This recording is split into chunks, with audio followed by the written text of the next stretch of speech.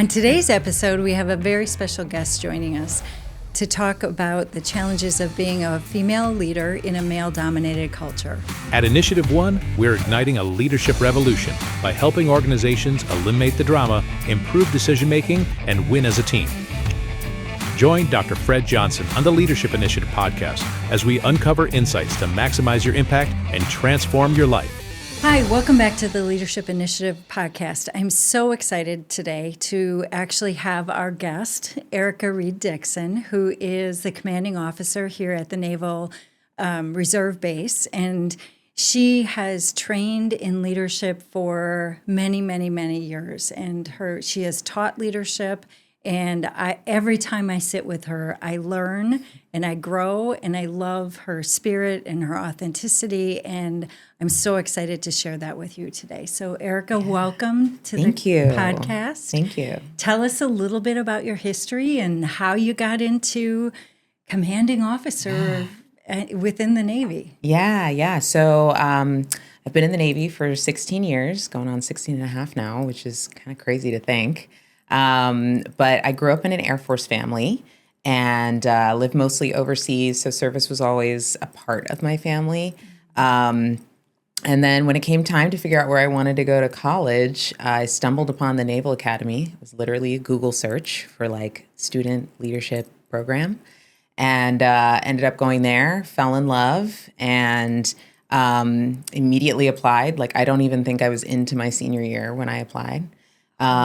So I got my entire application done in like the last 2 weeks of high school, junior year, and went to the Naval Academy, commissioned and graduated from there in 2008. I commissioned as a surface warfare officer, which basically means that I fight warships. So did some time out at sea on 2 different ships, and then went to shore duty, and that's where I was able to teach back at my alma mater at the Naval Academy.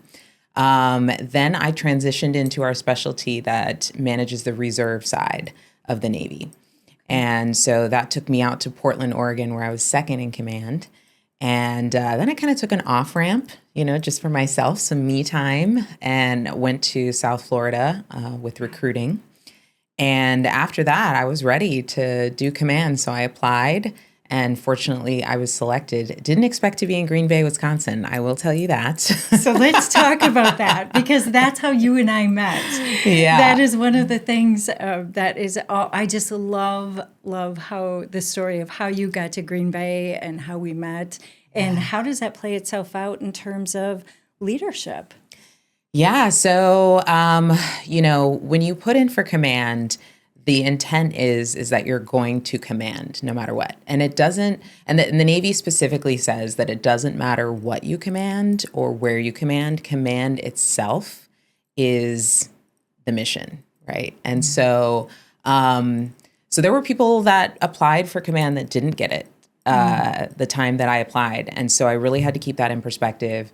Green Bay, Wisconsin, I knew nothing about it. And I was originally not super thrilled because I'm a female, I'm a woman of color, and I'm moving to Green Bay, Wisconsin. At the time I was single, I had no family in this area, no friends. So I was like, wow, okay, command, it is in Green Bay, Wisconsin. So it's been really interesting because I don't think I'm the first female commanding officer, but I'm definitely the first woman of color commanding officer at the Reserve Center. But the response immediately was positive. Awesome. My first interaction with the reservists, with the sailors on staff, was really positive, and people really responded to me being a female. And so that was really cool to see immediately embraced. So, and Green Bay is great. The sailors here are really hard workers. I think just the history of this part of the country, they have a lot of naval history as far as the shipyards, which is hard work. And so I think that attitude really lent itself to my experience and just what I think is important in any command, which is just that willingness to work hard to do what the mission requires. And so, yeah, it's been great. I honestly, it's been a blessing. So God's plan was better than mine. I'll admit it. Isn't that how it always goes? Yeah. Isn't that how it always goes? So as I think about that story, and first of all, you are such a beautiful woman and authentic, and I think about being in that role and know how, just hearing how welcomed you were into that role.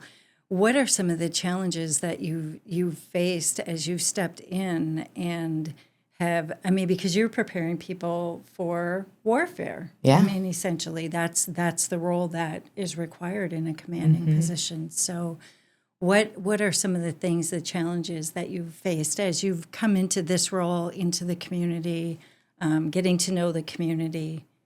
Yeah.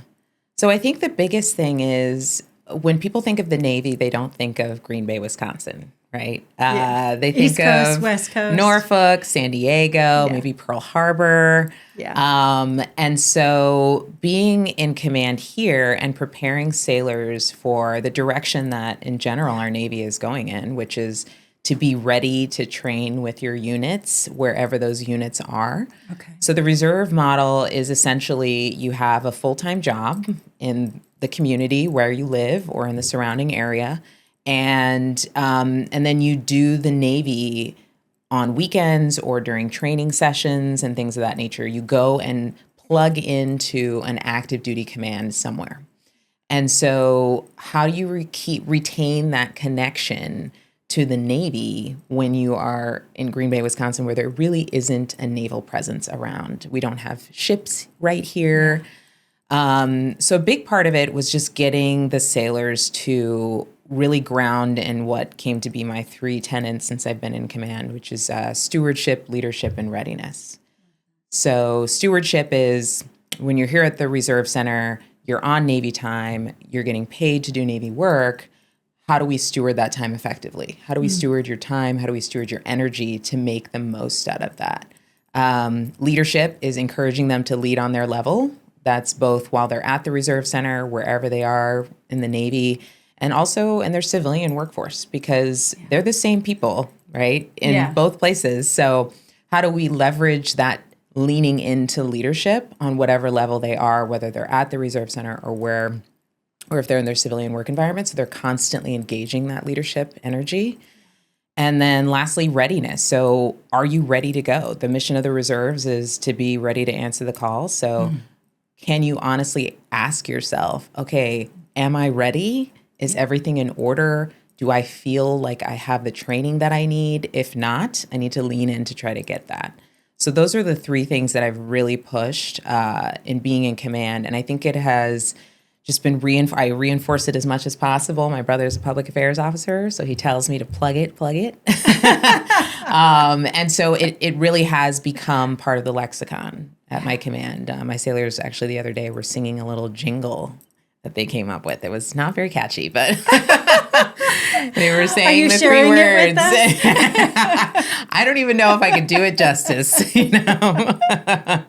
That's awesome. Yeah. That is awesome. So as you think about just life transitions, having moved here to Green Bay, and obviously when you're in an armed force, one of the services, and we have children in the service, there's a constant flux of change. You're moving, you're looking at what's my next assignment going to be. As a leader, how do you stay? I think about presence, how do you stay in the moment when that period of time, there's a beginning and an end, and you know that you'll be moving on and keeping intact the team that you need to keep intact while you're here. Sure. How do you handle that as a leader? Yeah, I think what is really neat about the Navy is the fact that it does have so much change, and in that change is an opportunity to really leverage the time that you have. And so you learn what you can. Every job I've had in the Navy has been totally different. And that's sort of the beauty of what my discipline is in the Navy. I'm a surface warfare officer, so the joke is jack of all trades, master of none, because every job changes. But what is consistent is team building and leading teams and being in that position of influence towards the organizational goal. What that mission is changes. But essentially what I tend to focus on is when I get somewhere new, I'm like, what is the mission here? All right, do I understand the mission? Can I explain the mission to the sailors? How do I explain it in a way where they feel like they have a sense of ownership of it, wherever that might be? And then really try to engage and propel them towards being a part of that mission and what they're doing every day. And so that part of it is a fun challenge for me. Recruiting was very different than being the CEO of a reserve center in Green Bay, Wisconsin, right? But it was still those daily habits, those daily disciplines, like how do I set the standard? How do I maintain the standard, communicate the standard? And in everything that I do, practice that ministry of presence in terms of pushing everyone and encouraging and inspiring everyone towards that goal. Like, how is my presence propelling us towards that goal? So yeah, I guess that's the fun part of my job, is I get to adapt it in different environments all the time with different people.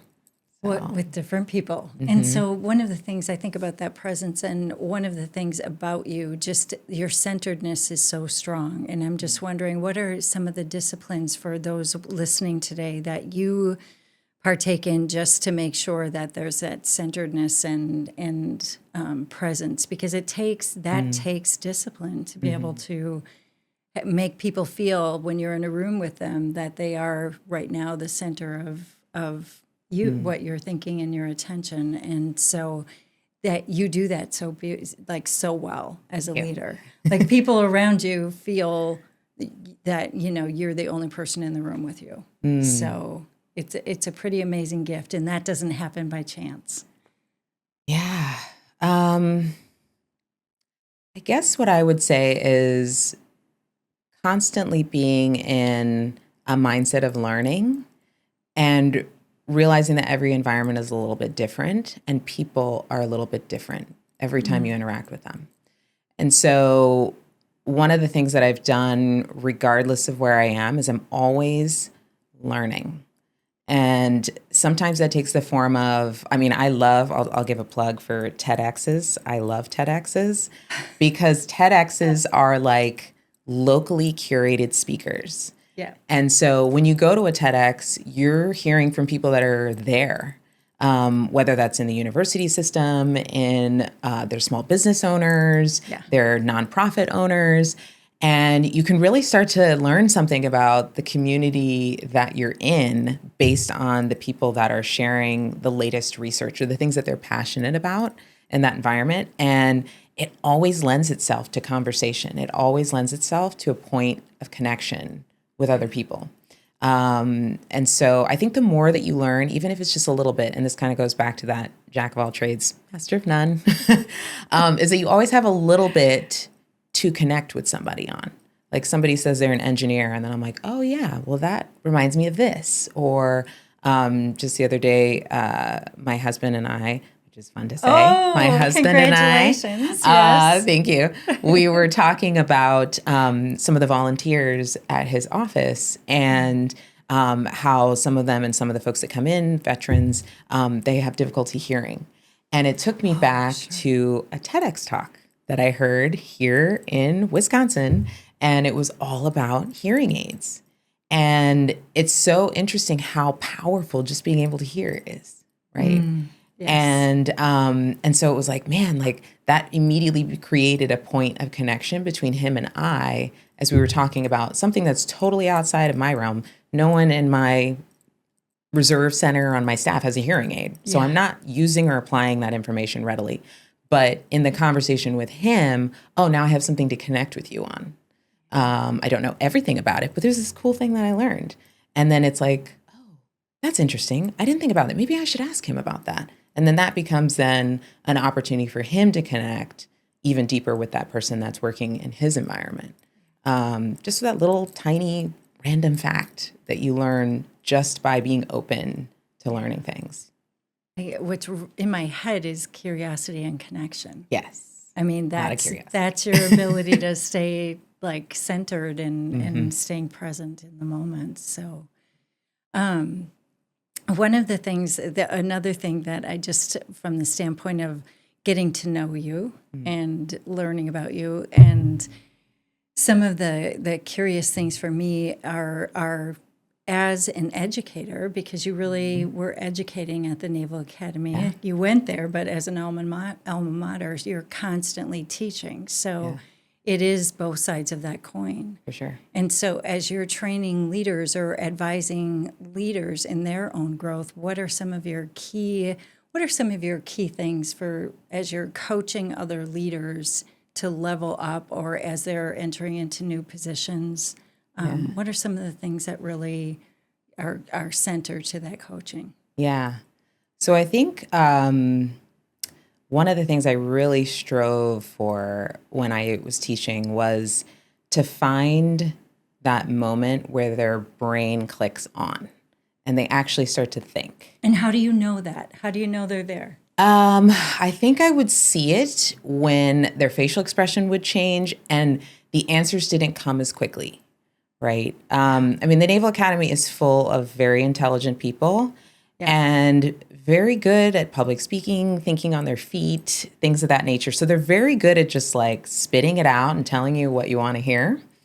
But it's like, did you think about that? Or was that just on autopilot, right? Because that's not going to work for you. There's going to come a point where that is going to like be your Achilles heel, because you're not actually engaging with the people that you're leading or the people that you're working with. So it was usually, I don't want to say I was trying to stump them. It wasn't trying to stump them. It was just digging a little bit more, like why. And I love the concept of like asking why 5 times. 5 whys. Yeah. Because you'll get a little deeper and a little you get past that surface level initial response into like why, but why, but why. So that was a big part of it. I would also say I really did a lot of curriculum building and exercise and assignment building that put them in the position. So it's very easy in a scenario to be the peanut gallery and be like, oh, well, I don't have enough data, or, I'm not sure about this, or this scenario isn't that great, or just give you a generic answer. And I would create scenarios where I would say, you are the person making the decision. What are you going to do? Now brief what you are going to do and why, right? And then have other people question them on their position, present alternative ways of thinking. And it was really cool to see them. And one of the fun things about being an instructor is you can't really tell them what you would do. Yeah. So they were always trying to figure out what I would do. And I would never tell them. Because then it becomes, what would Erica do? It becomes, what would I do? Right. And it's really more about like, what would you do? Well, would you do that? Well, would you do that? Would you do that? Right. And instead, you really want to engage them to have the discussion with each other. And so the biggest plus for me was my students would come in and they'd say, hey, ma'am, we had a conversation last night, like in the staircase, about leadership. And we were talking about this and that, and it was really cool. It was really nice. And I was like, that's what you need to be doing. Yeah. Like, talk about this stuff with each other. Be honest. If you're not going to do it in class, all right, well, I want you to do it in class, right? Because then I can push you a little bit more. But if you're not going to do it in class. You're the one grading. Yeah, I'm grading, the right? answer that people are so afraid to fail. Yeah. So especially at a place like that, right? So it was really good to just get their brains to turn on. And autopilot is so common nowadays. Like, you're just kind of getting by, doing stuff. And so really getting to the point where you're being thoughtful and slowing down and saying, okay, let me not just answer, but let me think and answer. In today's pace, the pace of change has exceeded our ability to keep up with it, right? Yeah. And so that pressure to constantly have the answer is there. And you are when I think of everything that you're saying, you exemplify that in your leadership. I've experienced that with you. You are thoughtful about responses, and you always make connections with experiences that you've had in the past. So it's amazing to watch you live that out as you actually have taught for years and have engaged with. And one of the things, and right now you're in the middle of going through transformation process with our team, which is great. We're so honored to have you in there and are learning from you as well. The things that you just described are the things that, from a facilitation standpoint, we have to get to. You have to get to that application of the concept, not just otherwise we stay up here in our heads. Yep. And so I love all of those signals that you look for in terms of the click, the lights that go on, the experiences that people bring back into the process about, oh my gosh, I tried this. Yeah. And here's what happened. Yeah. And you're always like on pins and needles. What happened? How did you do? Yeah. And then they grade themselves. And it's just so fun to watch all of that and see people grow and develop and get better as leaders. So any advisement that you have for leadership or leaders who are out there, encouragement, words of encouragement, or things that you would say to an audience of people in our community who are leading, businesses and educational organizations, nonprofits, all of the things that we work with? Any recommendations that you have for leaders out there? Oh boy. I know. It's wide open. It's wide open. So I'm leaving that one in your lap. Yeah, I think the biggest thing, and I would say this is a big part of just how I am and what I think is important, which is don't squander the opportunity to lead. Don't squander it. It's always there. And I think when we consider leadership as something that they do or something that I'll do when I'm ready, we miss those opportunities to lead on our level, wherever that is. And so really leaning into that and saying, where is the opportunity here? And can I be brave enough to just try it? Because it doesn't get easier. Like, I don't think leadership becomes easy. It just becomes less friction-led, right? So you aren't as uncomfortable leaning into that moment. But every time something comes up where it's a difficult moment, I'm like, oh, do I really want to do this? Gosh, do I have to do this?